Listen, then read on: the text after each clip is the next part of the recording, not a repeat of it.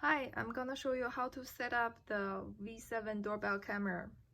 After you put the battery on the back and the red light is flashing. If not, you just press this button.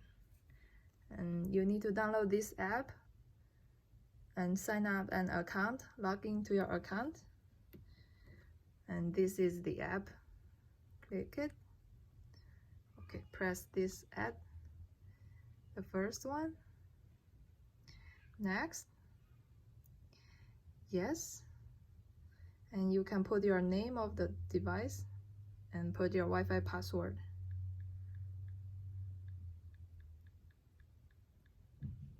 Okay, next. We'll give you this QR code. You use your camera to scan it. Put it in front. QR code scan finished. Waiting for Wi-Fi connection.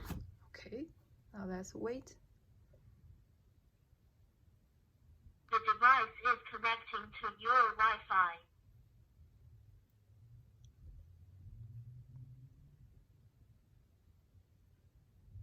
Wi-Fi connected. Waiting for device registration. Device registration successful. Okay, click the last picture.